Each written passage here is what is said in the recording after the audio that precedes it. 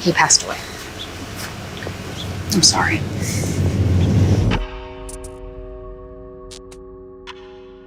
It's 6:30 p.m. on June 30th. An armed man is stalking his ex-girlfriend, Tasha Castaneda, who's attending another man's birthday party. In just a few minutes, he plans to go in and do the unthinkable.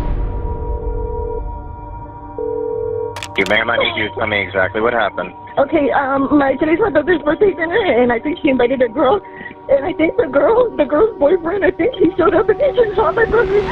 Officers quickly rush to the scene, completely unaware of the horror they're about to walk into.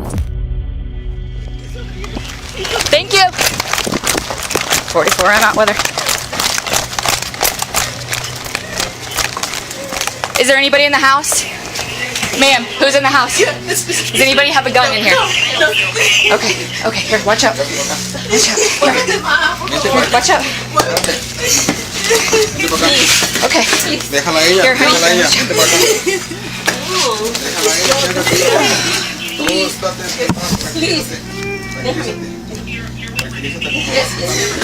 Fitz, what do you got where? Right there. Okay. I need you to move, ma'am. Please. She was Hey, do me a favor, just hold my flashlight right here, yes. okay? Yes. S5 EMS is entering.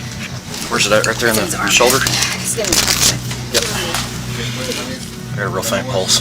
The victim is 22-year-old Kelly Torres, struck 6 times in the upper body. His pulse is so faint, officers can't tell if he's moments from death or already gone. But with no time to waste, especially with a killer on the loose, they rush him outside and scramble him into the ambulance. Take the monitor off, play it flat. All right. We got one to the neck. Yep. There's another one to this arm. Okay, put this rail up. There's 2 chest seals on the abdomen. Appreciate you. He's not gonna make it.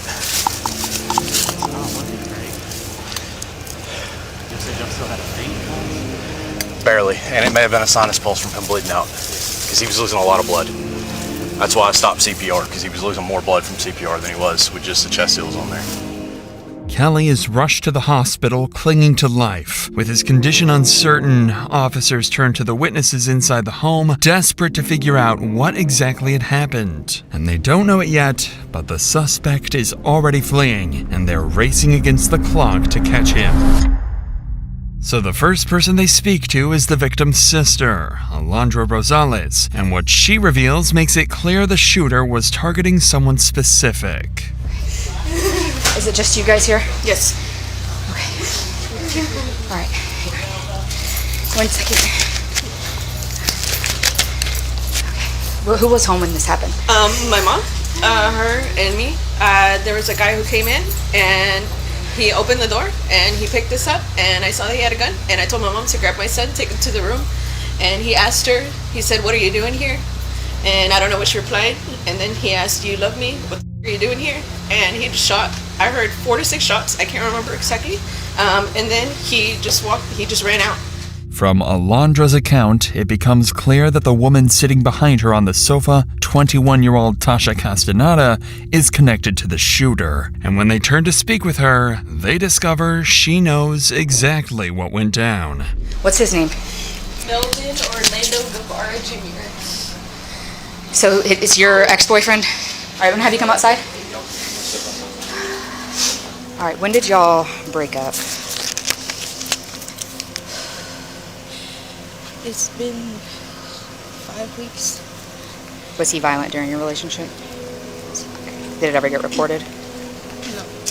I don't know how he has my location. I've turned it off. He's literally popped into my job. He's pulled up everywhere that Okay.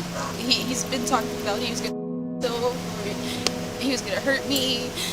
Have you known Kelly for a long time? Today is the first day that I've taken so many years. How long were you here? I wasn't even here for 20 minutes. Jesus.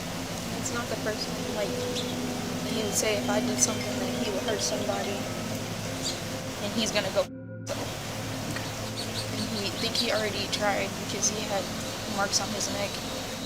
While talking to Tasha, it quickly becomes clear that Melvin is dangerous and unpredictable. Tasha explains that she and Melvin had been together for 6 years before breaking up just 5 weeks earlier. Since then, he had unraveled, threatening her, stalking her, attempting to harm himself, and creating multiple terrifying incidents that left her in constant fear. It was obvious this wasn't just a breakup gone bad. It was an obsession turned violent. And what unsettles them the most is Tasha's fear that Melvin always seems to know where she is. Somehow, he's tracking her, which means even now, she may not be safe. With this in mind, police issue a statewide bolo for Melvin and his white dually pickup. The manhunt is on, but catching him will prove to be anything but simple. Hours pass with no sign of Melvin. It feels like he's vanished. And with a gunman on the loose, every minute that slips by only raises the danger. But after nearly 5 hours, a lead finally comes in. Melvin's truck, parked outside a home in the city. Officers race to the scene, surrounding the property and preparing for the worst. For the first time that night, it seems like they might finally have him cornered. But as they're about to learn, this won't be as simple as it seems. Melvin, this is the Smith County Sheriff's Office. We know you're inside the residence. We are not leaving. Come to the door with your hands above your head. Do it now. Officers surround the house, weapons drawn, calling for Melvin to come out. They make contact with the homeowner, his friend's mother, hoping she can provide information about his whereabouts. But it quickly appears to the officers that she isn't being entirely truthful. She's being evasive. She said that he showed up around 6:30 when she got home. Melvin did, our suspect, and she doesn't know where they went after that. His vehicle? Apparently Mario's drives a tan truck that's not that tan truck, but she said it's a tan truck, but it's not that tan truck. But she doesn't know anything besides tan truck. Yep. Is it on the same insurance standard? I have no clue. Why would you leave and not take your truck? Well, so she says that they have 2 tan trucks, suddenly. She says they have 2 tan trucks. I think they're inside. Officers begin to suspect she's not telling the whole truth. Melvin's car is still parked outside, suggesting he hasn't left the scene, and her evasiveness only fuels their doubts. So they split up. Some continue to watch the house, while others push into the wooded area by the house, guns raised, searching for Melvin, bracing for an ambush. 3 out of 3. Anybody come across the channel that's got under 2 at this point?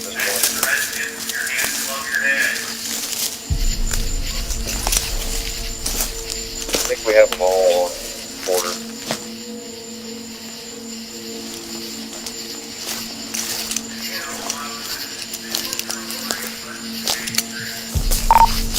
I got one window.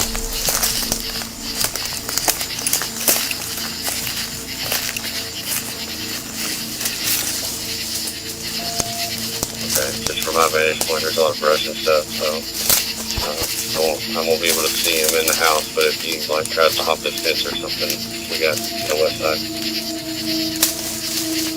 10-4, we got about 4 or 5 guys on the other side of the fence. Officers sweep through the trees, but the search comes up empty, with no sign of him anywhere. So they hold their position in the wooded area in case he makes an escape from the house. Back in front of the residence, a radio call comes in, and it soon seems like the mother was telling the truth after all. S8 all units, status update. The mother says that our suspect is with her son in a tan or champagne covered Chevrolet driving around trying to calm down. Keep your eyes out on the perimeter for a tan Silverado. I'll try to get more identifying information on that as we go. Is it not this one that's in the driveway already? Yeah, no, they're driving around in. So her son's driving around with the homicide suspect, just trying to calm him down. Richard drives outside. What is relevant? The confirmation from the officer flips the situation on its head. Melvin isn't inside the house at all. He's already gone, driving through the city with his friend Mario in a truck nearly identical to the one in the driveway. The mistake has cost officers precious time, and now they're back to square one with their dangerous gunman still on the loose. Over the next hour, the manhunt intensifies, multiple units scouring the city, desperate to spot Melvin before he disappears again. Then, one of the patrols stumbles on something strange, a flipped truck matching the description of Melvin's vehicle on the side of the road.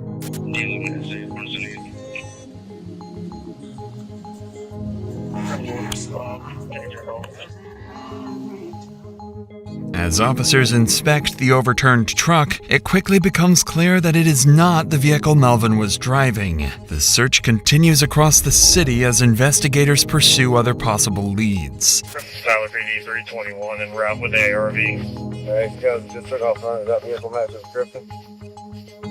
Oh well. They said a truck ran? No, somebody chased after a Nissan Rogue that was just over. Oh, dang.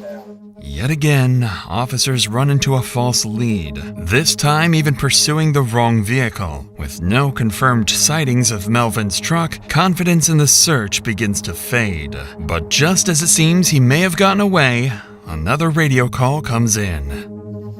I feel like I know the vehicle returned to this friend that he's with. 81 copy of plate. Call George X-ray 1388. Mercy. Carbon, if that's the truck, we're taking off. They're following a truck. That's gonna be it. We gotta hear it.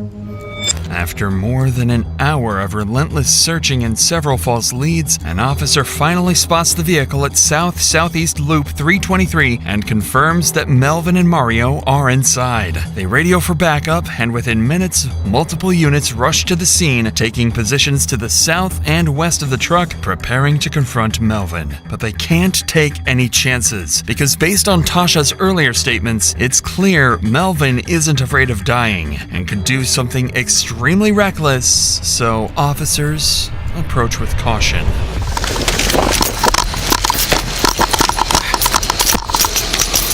Under 6.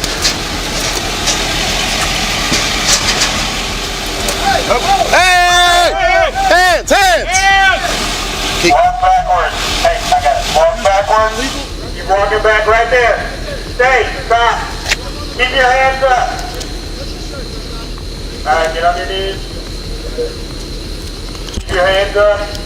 Negative, we got one out. Face away from me. Hands up. Walk back. Keep coming. Since I got pistol, I'll go Keep cook. coming. Keep your hands up. Keep walking back. Keep your hands up.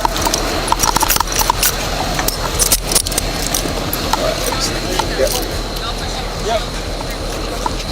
29, I got the driver contained in my vehicle. Alright, take a seat for me. This your boy. Okay.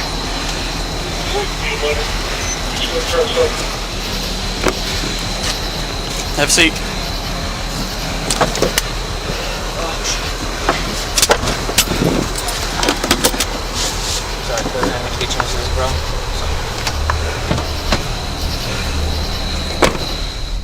Officers immediately detain Melvin and Mario and bring them to the station for questioning.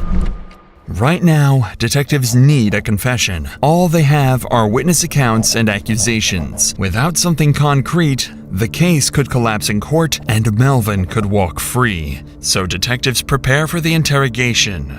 But almost immediately, it becomes clear that getting Melvin to confess, or even say anything at all, will prove far more difficult than expected. So what happened now, man? It's a lot of dumb stuff. So she tell you where she was at tonight? No. How'd you figure out where she's at? Truck. Her truck? You had like an app or something like that? Mm-hmm. So what all did you do when you knew where she was at? Was she like not answering or something? She wasn't answering, I don't know. Do what? Yeah, she wasn't answering, I don't know. She didn't tell you where she was at, you just showed up over there? So what all happened when you got over there, man?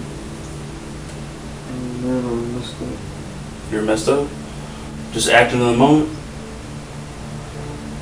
Whatever I was feeling, I was intoxicated. What were you intoxicated on, man? Alcohol. Alcohol? How much did you have to drink? So were you aiming at anybody when you shot, or you just firing, or what? Do you know how many times you shot? Like 1 or 2 times, a bunch of times? Do you know if you hit anybody? No, I don't. Well, you did hit somebody, and that person's dead.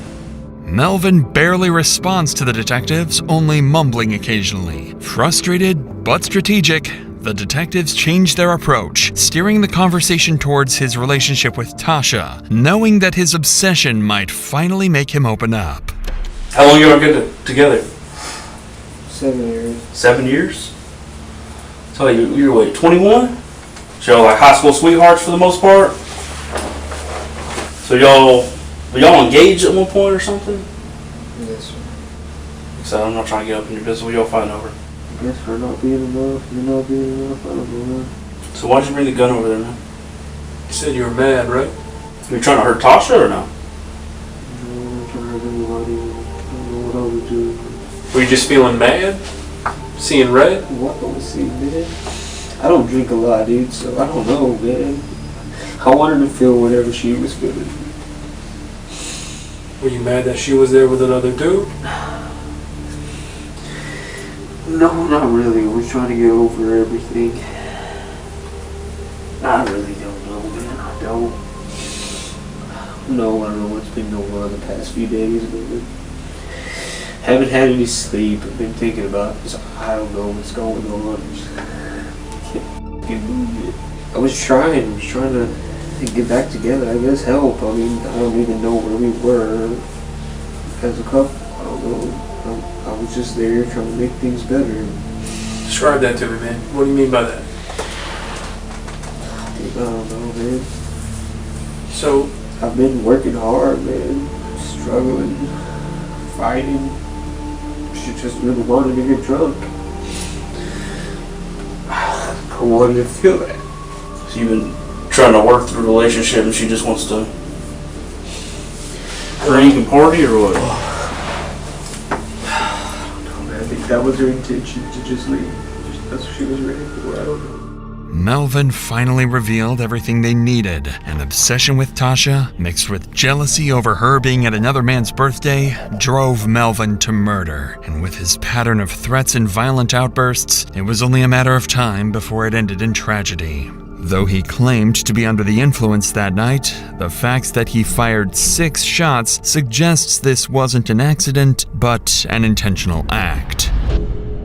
Back at the hospital, Kelly Torres was pronounced dead from his injuries. He would never make it home from what should have been his 22nd birthday. As for the others that night, Melvin's friend Mario had only been driving him around, trying to calm him down. He was eventually released without charges. Melvin, however, was charged with murder on June 30th, 2024, and held on $500,000 bail. On February 2nd, after a 2-day trial, he was found guilty of capital murder and sentenced to life in prison without parole.